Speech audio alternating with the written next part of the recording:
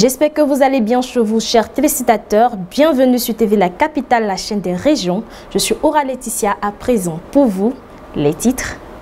Yamoussoukro, troisième réunion du Forum des directeurs des instituts de formation en hydrocarbures et gaz de l'APO vers une coopération renforcée. Toujours à Yamoussoukro, vers une relance durable des vergers d'Anakadi grâce à la réhabilitation et aux biofertilisants. Exisa 2025, lancement des assises de la Commission nationale des mutations des enseignants et encadreurs. Nous nous retrouvons à Niélé dans la vie associative où une mutuelle a vu le jour.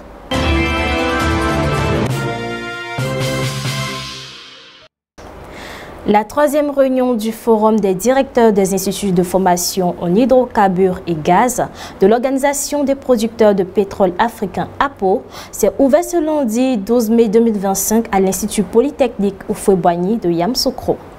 Pendant 3 jours, les principaux responsables académiques et institutionnels du secteur pétrolier ivoirien se réuniront pour échanger et travailler à une meilleure synergie. Reportage de KGC de Congo, commenté par Soro Estelle. Organisée sous l'égide de l'APO, cette rencontre vise à renforcer la coopération entre les institutions africaines de formation spécialisée, à harmoniser les programmes pédagogiques et à adapter leurs compétences aux besoins actuels et futurs des industries pétrolières et gazières du continent.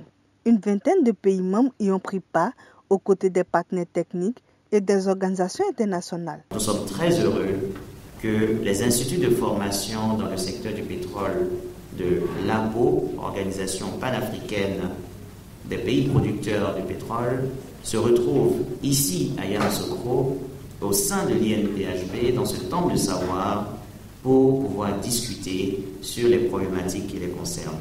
Selon le secrétaire général de l'APO, ce troisième forum devrait permettre de jeter les bases d'un observatoire régional de la formation en hydrocarbures et en gaz. Car l'organe a pour mission de centraliser les données, d'identifier les besoins émergents et de soutenir les réformes nécessaires afin d'accompagner le continent vers une meilleure maîtrise de sa destinée énergétique, une ambition d'autant plus cruciale que l'Afrique détient plus de 30% des réserves mondiales en ressources minières. Le représentant du ministre de l'Enseignement a salué la tenue de cette rencontre, la qualifiant d'opportune dans la recherche des solutions durables aux défis que connaît le secteur pétrolier et gazier. Permettez-moi tout d'abord d'adresser mes sincères remerciements à l'APO pour avoir choisi la Côte d'Ivoire et plus particulièrement l'Institut national polytechnique Félix Houphouët-Boigny comme hôte de cette importante rencontre.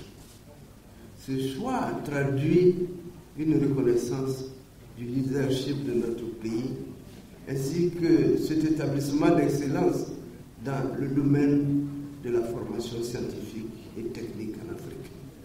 Le directeur de cabinet du ministre des Mines, du Pétrole et de l'Énergie, quant à lui, a souligné l'engagement du ministère dans ce forum qui intervient dans un contexte international marqué par les profondes mutations. Il a réaffirmé le soutien total du gouvernement ivoirien aux initiatives de renforcement des capacités et des structurations du secteur énergétique. Monsieur le ministre tient à vous assurer de son engagement total pour la réussite de cette troisième édition du Forum des directeurs des instituts de formation au métier du pétrole et du gaz, dont l'importance n'échappe à personne. La tenue de cette édition révèle une signification particulière pour notre continent. Elle témoigne de la maturité croissante de notre coopération panafricaine dans ce secteur stratégique et de notre volonté commune de doter l'Afrique des compétences indispensables à la maîtrise de sa destinée énergétique.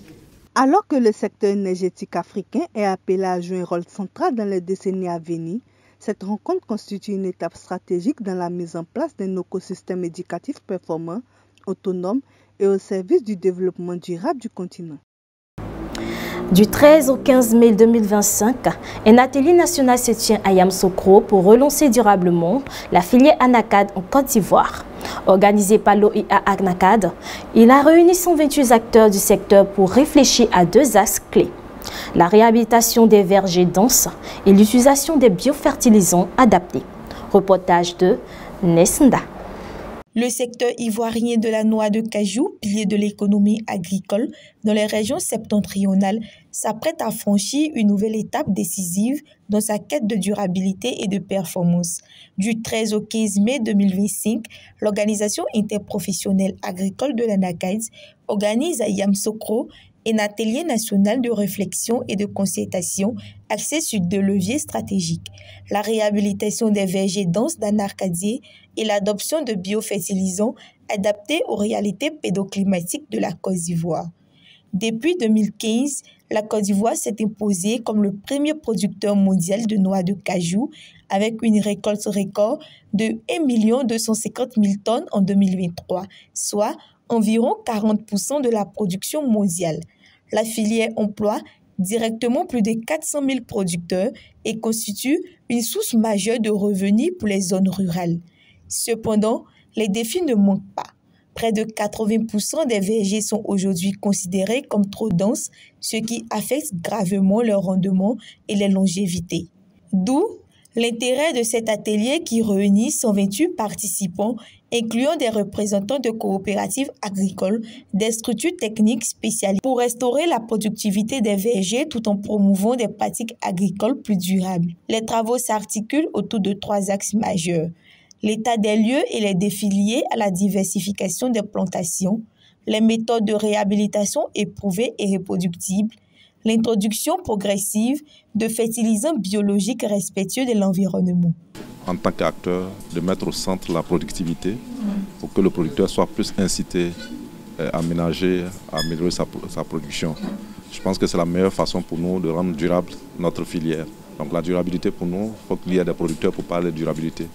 Donc pour que ces producteurs puissent exister, il faut trouver aussi le mécanisme qui puisse les inciter au mieux à s'intéresser davantage à cette culture.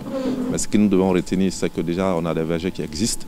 Donc notre politique est orientée plus sur la réhabilitation et la biofertilisation du moins des vergers existants, vieillissants on va dire, ou encore qui sont très denses, que de plutôt s'étendre sur la création de nouvelles plantations.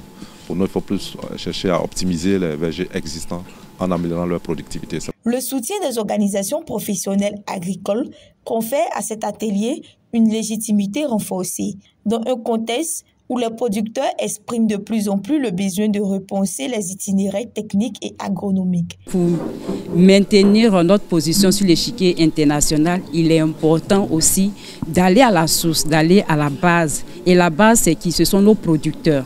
C'est eux qui aujourd'hui donnent la valeur à la position de notre pays, la Côte d'Ivoire. Et comment aider ces producteurs, mais aider déjà à réhabiliter ces plantations existantes et quel mécanisme mettre en place. Pour nombre d'entre eux, cette initiative constitue une occasion précieuse de faire entendre leur voix, de partager leurs expériences de terrain et de participer activement à la construction d'une filière ANACAID plus résiliente, productive et compétitive. Nos ententes sont nombreuses. Aujourd'hui, je pense que la fierté est pour nous les producteurs.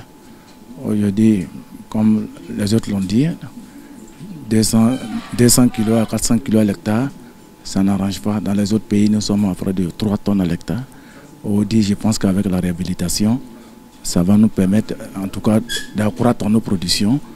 Et comme nous sommes premiers leaders en la production, donc aujourd'hui, je pense qu'on va conforter notre position. Et nos vergers seront encore des modèles. Donc vraiment, c'est une fierté pour nous. L'atelier s'achèvera le 15 mai 2025 avec l'adoption d'une feuille de route partagée et ambitieuse, tournée vers le bien-être des producteurs et la consolidation de la souveraineté agricole du pays. Garantir aux apprenants un accès équitable à une éducation complète et de qualité passe inévitablement par une bonne répartition des ressources humaines dans le système éducatif. C'est dans cette dynamique que la Commission nationale des mutations du personnel enseignant et d'encadrement a officiellement lancé le lundi 12 mai 2025 ses travaux dans le cadre de l'Ex-CESA 2025. Reportage de JC Kofi, commenté par Soro Estelle. Ce lancement s'inscrit dans une volonté de réguler les affectations du personnel éducatif dans les différents établissements tout en garantissant une meilleure répartition des enseignants sur l'ensemble du territoire ivoirien. Avec un effectif total de 2241 demandes concernées cette année, dont 1619 convenances personnelles et 622 pour le rapprochement des conjoints, cette opération vise à assurer une gestion fluide et transparente des mutations, aussi bien pour les enseignants que pour les encadreurs. Notons que le processus de mutation se déroule entièrement en ligne à travers une plateforme numérique automatisée conçue pour traiter les demandes de manière objective.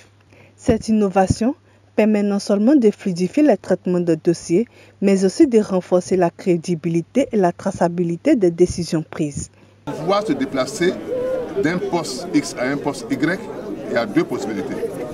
Soit vous êtes marié après 3 ans de service, vous pouvez demander le rapprochement de conjoint. Si vous n'êtes pas marié, il faut au moins 5 ans. Donc ces assises aujourd'hui qui vont durer sur 3 jours consistent à venir analyser toutes les demandes et voir comment est-ce qu'on peut satisfaire certains et ne pas le faire. Mais en les déplaçant, même si tu remplis les conditions d'ancienneté, nous tenons compte du fonctionnement du service. Ça voudrait dire quoi? Vous êtes le seul professeur de mathématiques au lycée de Didier, comme on est dans la région du Bélier ici. Soit on vous enlève, je rappelle le professeur de mathématiques, soit on n'est pas sûr de vous remplacer, votre demande ne sera pas satisfaite. Donc c'est ce que nous faisons ici, avec tous les graines de Côte d'Ivoire au nombre de 41, et avec les syndicats qui sont là en tant qu'observateurs.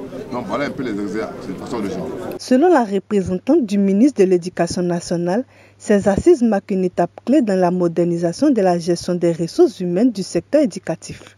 La mutation du personnel n'est plus simplement une opération administrative, elle contribue à la motivation du personnel et est un levier pour équilibrer les effectifs des enseignants dans les établissements scolaires.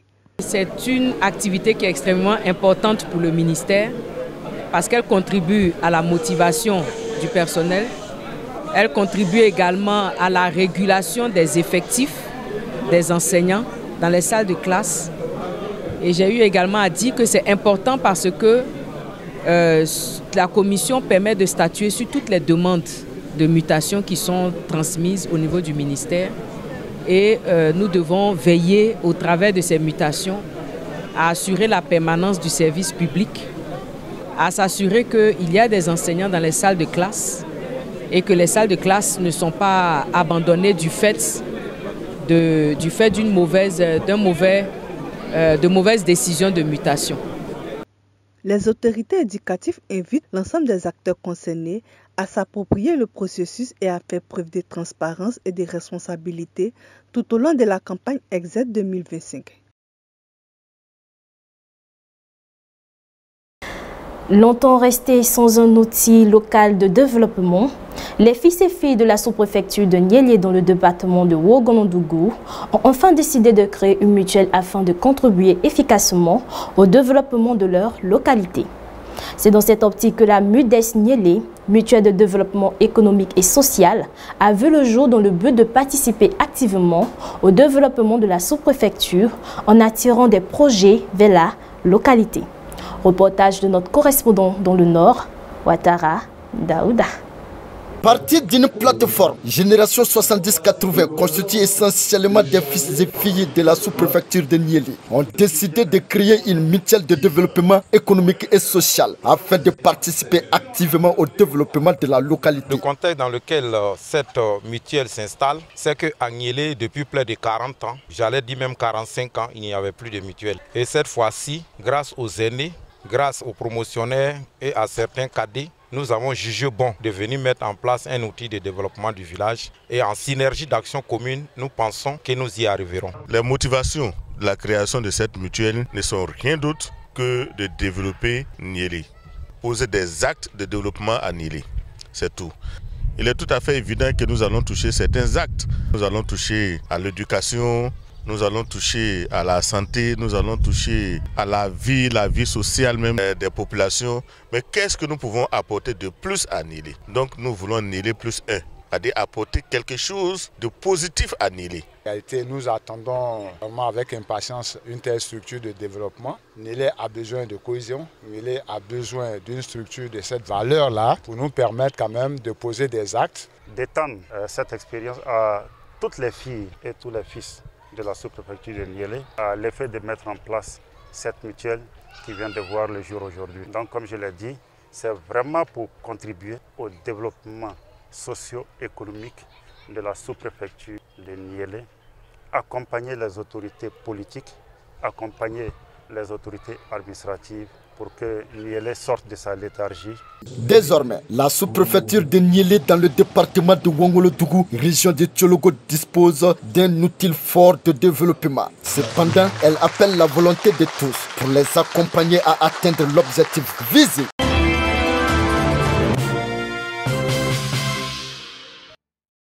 Merci de nous avoir suivis sur TV La Capitale, la chaîne des régions. Vous pouvez aussi nous suivre sur les télévisions connectées via Afrique Direct, Berosat et TV Channel.